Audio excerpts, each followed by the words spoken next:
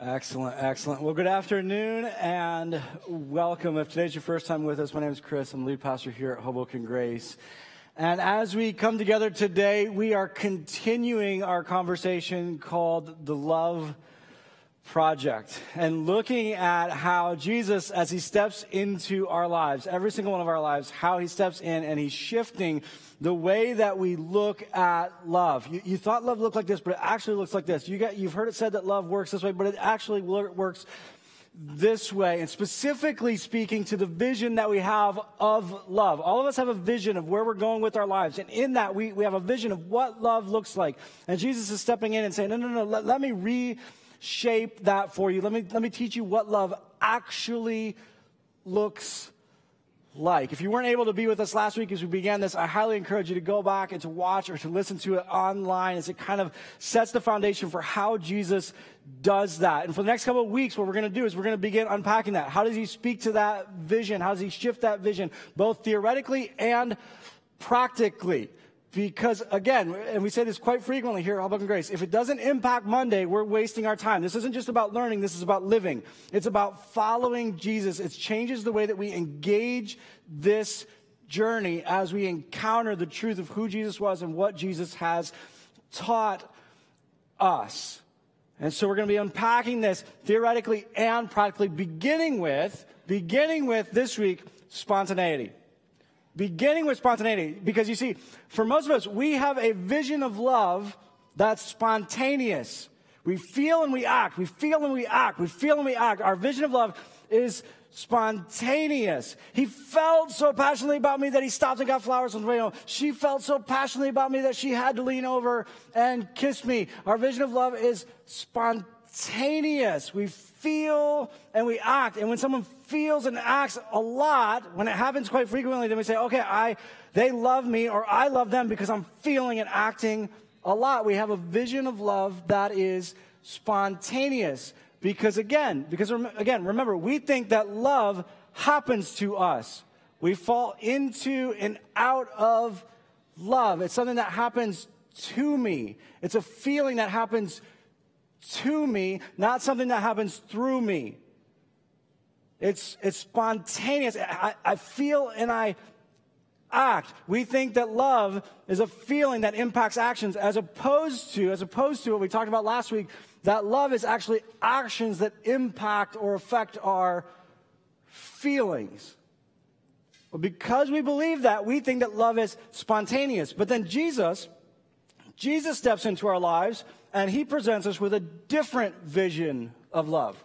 Let me take you to Ephesians chapter 1. Ephesians chapter 1 is talking to us about the way that Jesus has loved us, and it presents us with a different idea. Listen to what it says, Ephesians 1, beginning in verse 3. It says, "All praise to God, the Father of our Lord Jesus Christ, who has blessed us with every spiritual blessing in the heavenly realms because we are united with Christ." He's talking about, look at all that Christ has done with us because of the fact that he gave his life for us. Look at all of what's possible. And then he says this. He says something really powerful. He says, even before he made the world, even before the story began,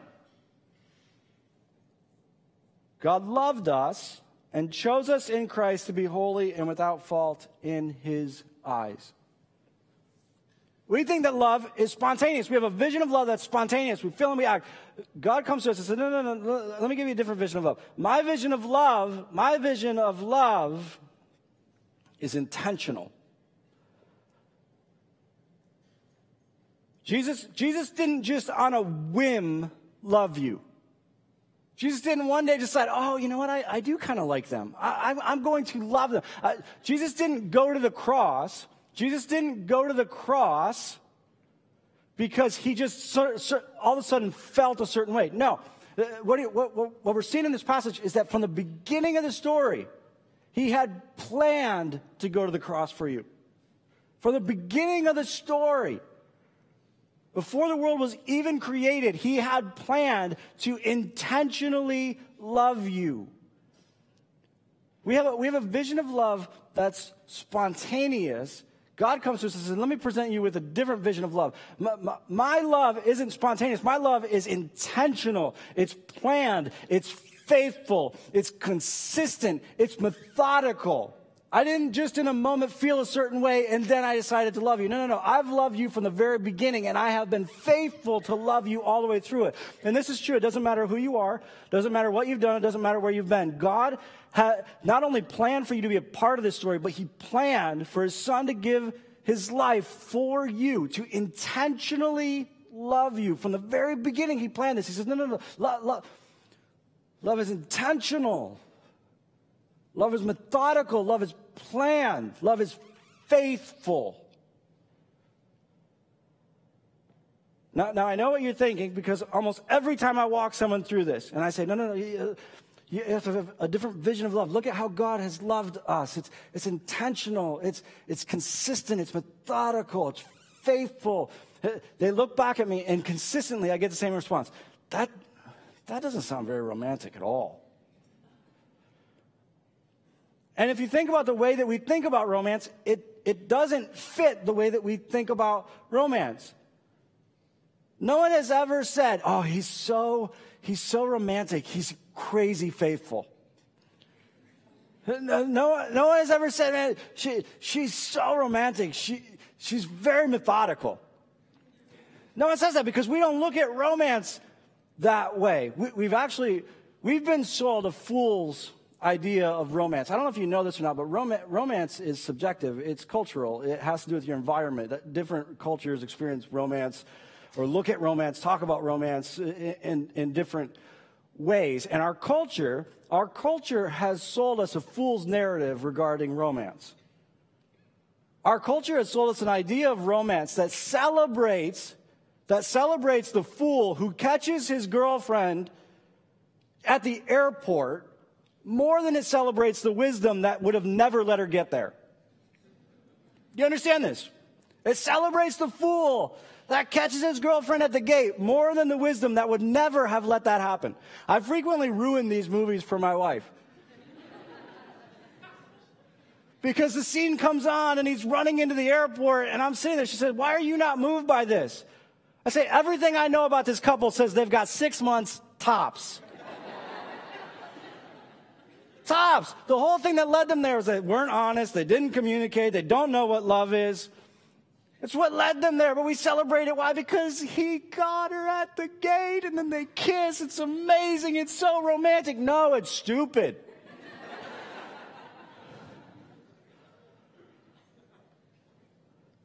But if it's perfectly with our vision of love, spontaneous. He realized what he felt and so he acted.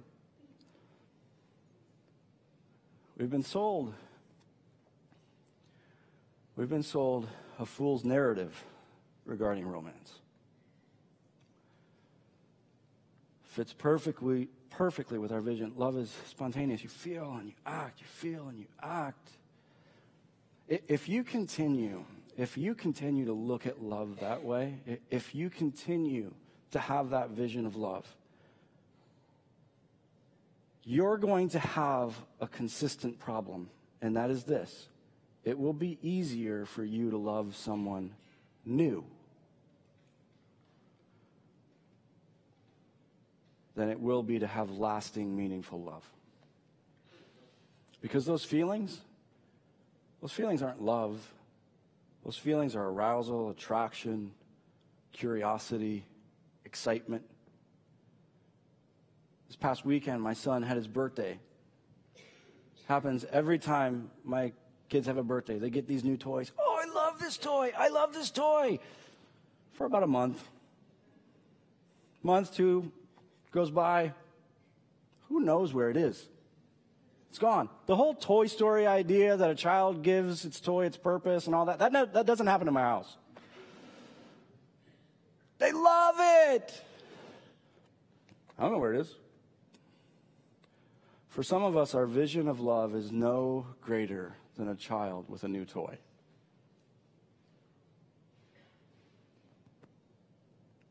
And we look at love as spontaneous. I feel and I act.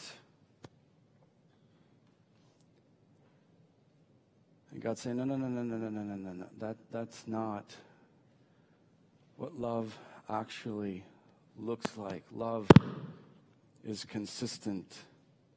Love has character. Love is faithful.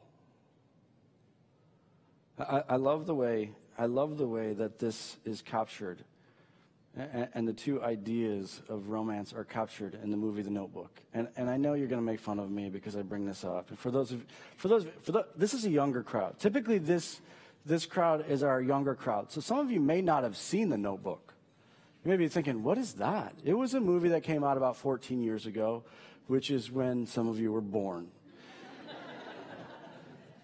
And I realize for some of you, you haven't seen this movie. You need to go watch it, okay? I'm going to tell you to go and watch this movie, and then after you watch it, you'll make fun of me for the fact that I brought it up. But here's the deal. Inside of this movie, and I don't think it was the author's intent based on the rest of the books that he wrote, because he doesn't seem to capture this in anything else that he writes. But inside of this book in particular, he contrasts these two ideas of romance. And so at the beginning of the movie, you see like the kiss in the rain, and it's all spontaneous. I feel and I act. I feel and I act. I feel and I act. And it's literally ripping them apart. They're constantly hurting each other. But it's our vision of what love looks like. As a matter of fact, for many people, after they watched that movie, they said, that's what love looks like. But then you come to the end of it. And I'm just going to tell you, I'm going to ruin it for you. Spoiler alert, okay? But you've had 14 years, so it's on you. But you come to the end of it. At the end of it, we find out that she now has Alzheimer's, and she's in a nursing home. But at the end of it, you see him every day show up to read her the story of their life together, hoping for those few moments where she'll remember their time together, hoping for those few moments where she'll recognize him. And I love the contrast in the movie, because at the beginning of the movie, we have our vision of love. And we think this is what love looks like, even though it leads to nothing good. And then at the end of the movie, you see a greater idea of romance. You see a love that's consistent. You see a love that's faithful.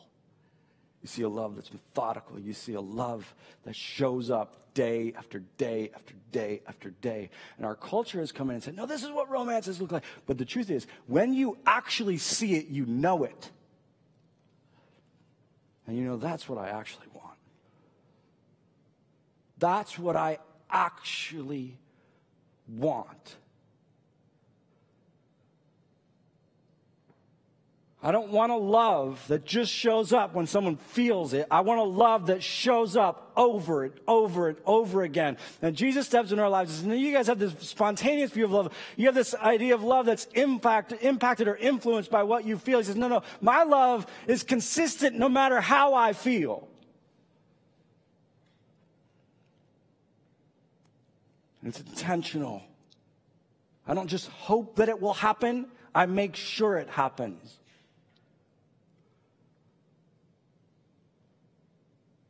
It's consistent.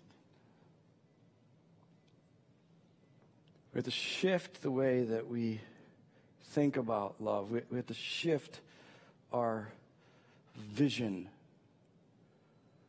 to a love that shows up day after day after day. Let me give you a practical example of this, or a way for us to be able to practice this. So again, we're not just talking about it theoretically, but we're actually practicing it day after day after day. Let me talk to you about it as it pertains to affection. One aspect of love is something called affection. Affection is when we communicate that we're emotionally attracted to someone, that we care about them, that we prioritize them. And so we want them to know that we love them, so we show them affection.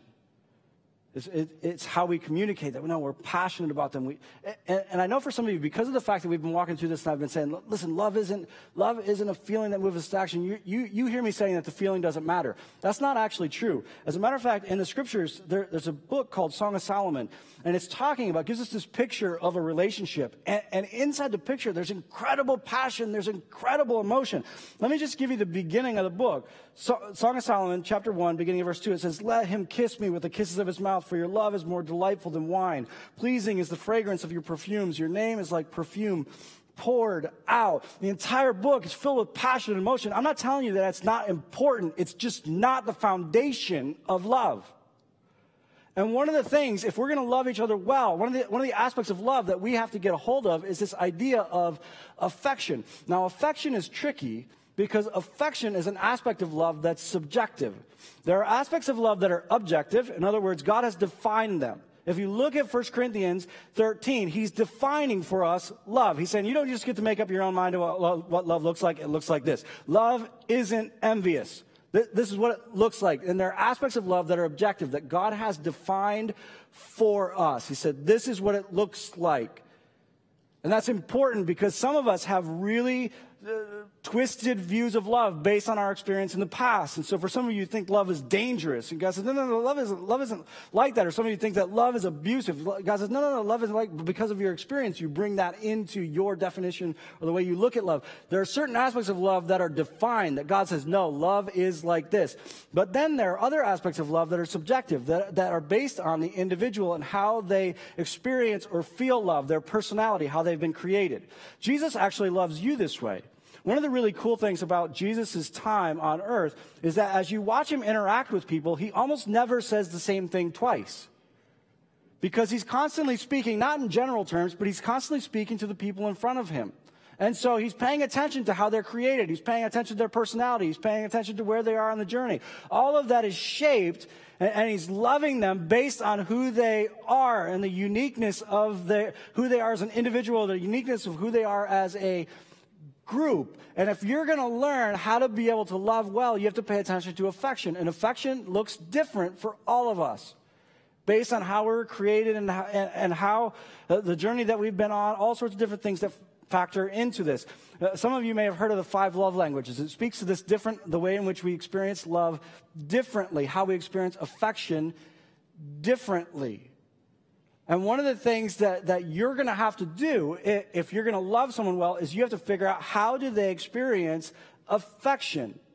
Affection is rooted in attentiveness. Listen to me. Affection is rooted in attentiveness. You have to pay attention. If you want to know how to be able to love someone well, watch the way in which they love other people. Because we typically try to love people the same way that we experience love. I'll give you an example of this. Before Anna and I got married, I think we were engaged at the time, we took a group of college students down to Nashville. We were going down for a conference. And so we got about halfway down. We stopped at a gas station. She went into the gas station. I filled up the van with gas. And we got back in the van. She came back out. She was so excited. I mean, she was so excited. She was giddy with excitement. And she had this little brown paper bag in her hand. And she said, I got something for you. I thought, oh, great. Maybe she got me a Snickers. I'm kind of hungry. She said, I got something for you. And she was so excited. I was like, man, this is going to be good. So she hands me this brown paper bag. She said, open it. Open it. Look inside. So I open it, and I reach in, and I pull out this little, about 2-inch tall bear that's golfing. Okay? Now, let me give you a little context on this. The date is January 2nd. Okay? January 2nd. It's a Christmas ornament. I'm at the time a single guy. Ladies, in case you don't know this, single guys don't collect Christmas ornaments. Typically, not always, but typically, we don't collect Christmas ornaments. We don't really know what to do with them. And so I pulled it out, and the first thing I thought is, I got to keep this thing for a year before it's of any value to me whatsoever. And she looked at me and she said, do you love it? I said, I love it.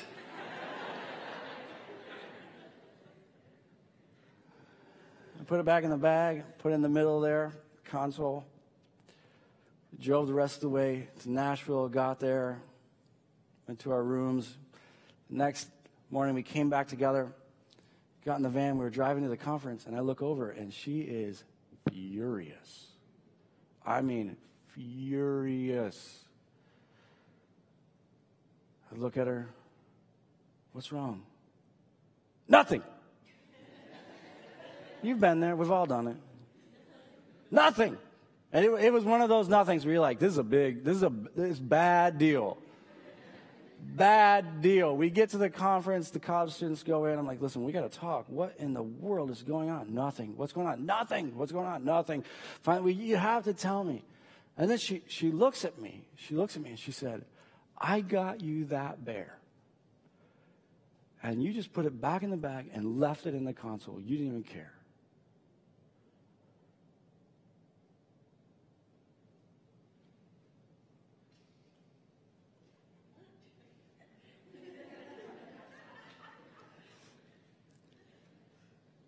What? What? You just crumped it up in the bag. You left it right in the console. You didn't even care. What? It's a Christmas ornament.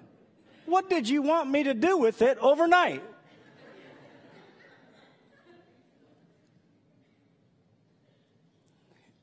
It took us months. It took us months to figure this situation out. But what I learned is this. My wife feels loved. She experiences affection. When you communicate that you're thinking about her, even though you're not with her. So when she got me the bear, it wasn't about the bear. It was about even when I'm in a gas station, even when I'm in the most mundane of places, I'm always thinking about you. And to her, that's one of the greatest ways that you can love her. It's one of the greatest expressions of love. Now, I don't experience love that way at all. So it was a huge learning experience for me, which is why even now, 11 years later, if you come to my house at Christmas, there's a little bear that we hang in the middle of our tree every year.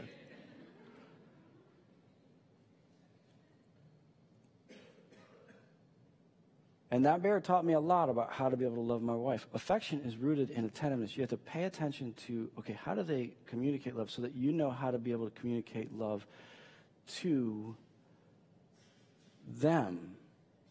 And if you're going to love well, you have to be able to do this in the lives of the people around you. And you can continue to interact with affection based on your vision of love. You can continue to interact with affection based on a spontaneous view of love and hope that it will happen. Or wait for it to happen and hope for you to be able to feel something and then act and feel something and then act. Or you can allow God's vision of love, which is intentional, to impact the way you interact with affection. And begin to do it intentionally and consistently and faithfully in the lives of the people around you. You see, God's view of love, God's vision of love drastically impacts the way that we interact with affection. Drastically impacts it. And for most of us, we show affection based on when we feel something, and therefore, we say it's spontaneous. What it actually is it's sporadic at best. And we're not good at communicating affection because we have a bad vision of love, as opposed to stepping into God's vision of love, which is, no, this is going to be intentional. This is going to be something that I'm going to consistently and faithfully carry out in the lives of the people around me, in the life of the person that I love. And so if we're going to talk about this, we have to practice it. Now, here's how I want you to practice it. As you walked in today, you sat down on a sheet of paper and a pen. That's why you've been uncomfortable ever since you sat down. If you pull that out, you're going to find a 3x5 card. Here's what I want for you to do with that 3x5 card. I want for you to take that out, and I want for you to write down the top 10 ways that the person that you want to love experiences affection. The top 10 ways that they experience affection. If you're married, write it down for your spouse. If you're dating, write it down for the person that you're dating. If you want to be dating, write it down for the person you want to be dating. You can also do this with a friend. This isn't just about some of you here. I don't have a romantic relationship. This isn't for me. No, it's for all of us. This is how you love. This is for a friend, a coworker, anyone. Write this down. This is about getting better at loving the way that Jesus loves. Whoever may be, find someone. Just think of someone. This is who you're going to love better, a family member. And write down the top 10 ways that they experience affection. Now, here's what's going to happen. You're going to write down about 4, and then you're going to realize, I don't know anymore. Here's what you're going to do. I know, this is a crazy idea, but here's what you're going to do. Ask them. Ask them. Again, you say, that's not romantic. It's not romantic. Oh, you should just know. That's stupid. That's not going to happen. They're not just going to know. Ask them, and when they ask them, tell them. When they ask you, tell them. This is how I feel loved. Just sit down with them. Listen, what do I do that makes you feel loved? When do I communicate well that I love you? What do I do? What are the ways that you experience affection? And allow them to tell you. You say, that's not romantic. What you want is not someone who reads your mind, because one, that's not going to happen. Again, it only happens in a movie. What you want is not someone who can figure it out on their own. What you want is someone who cares enough to ask and cares enough to consistently carry that out in your life. That's romance. Romance is someone who cares enough to ask and consistently carries it out in your life. And here's the thing, as you're writing these things down, they don't all have to be big. They don't all have to be big. Some of them can be really small. Some of them can be really easy. Pay attention to the low-hanging fruit. Another time that I learned this with my wife, when Anna and I first moved to Hoboken, we used to go for walks down Washington Street.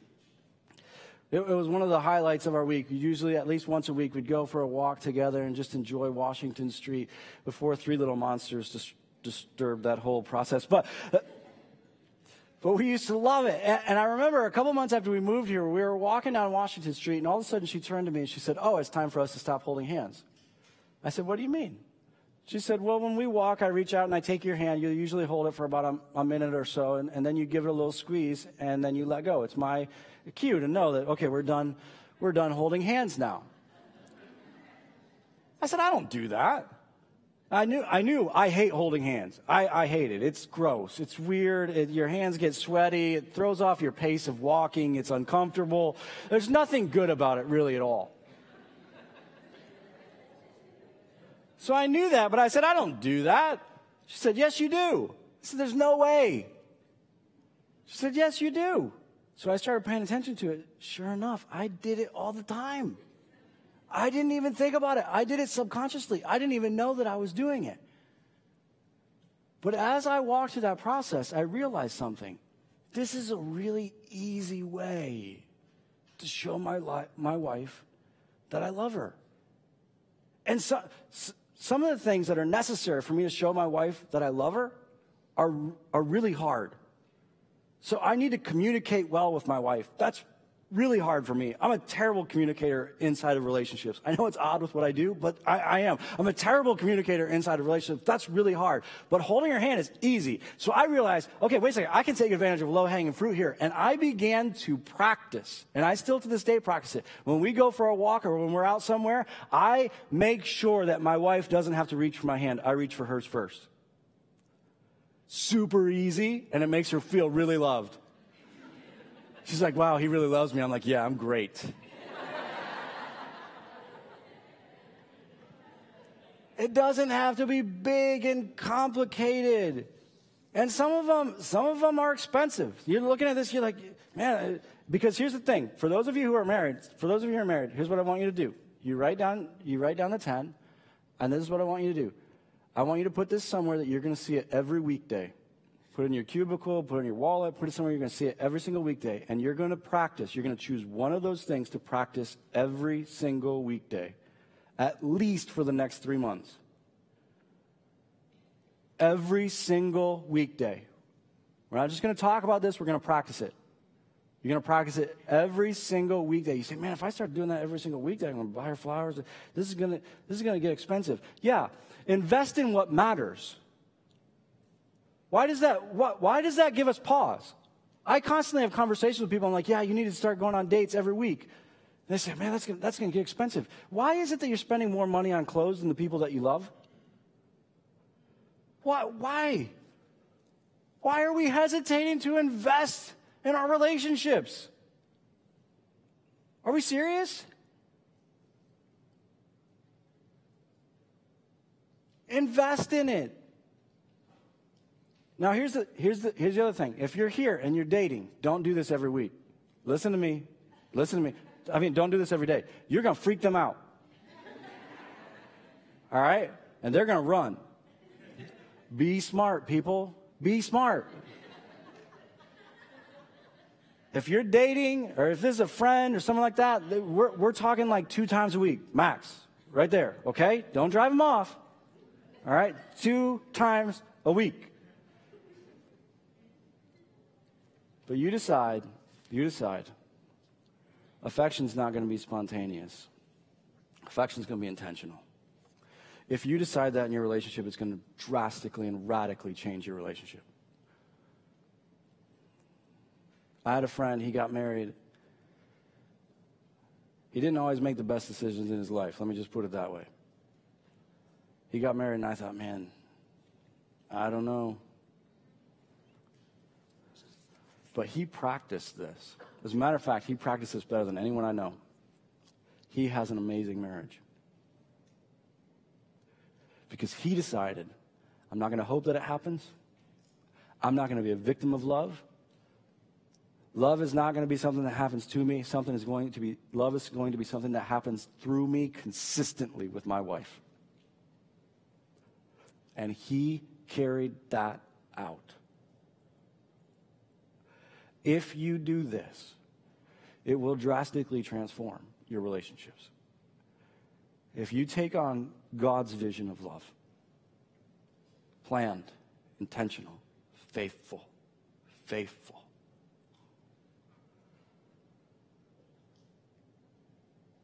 the people around you are going to begin to experience love in a way that they never have.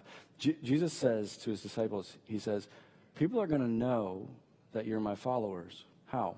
By the way in which you love. When you begin to love this way, people are going to be like, this is different. Their love isn't sporadic. It's consistent.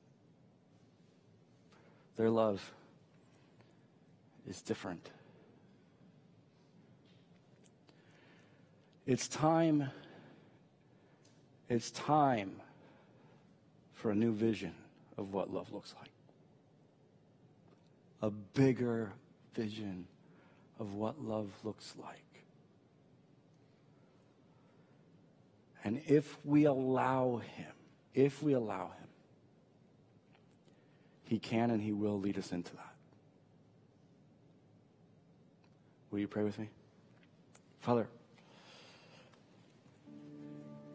I thank you for the way in which you intentionally and consistently, faithfully have loved us. I thank you that your love isn't dependent upon how you feel, but that your love is consistent no matter what you feel. Father, I thank you for how you not only have demonstrated that to us, but how you instruct us in that. And as we come together today and we look at that, I pray that we would begin to shift that vision and for that shift to begin to impact and influence the way in which we show affection to those around us. I pray that we wouldn't just learn this, but that we would practice it. And that as a result, the beauty and the truth of your love would be seen and known. That the world would look at us and say, no, they love differently. In Jesus' name.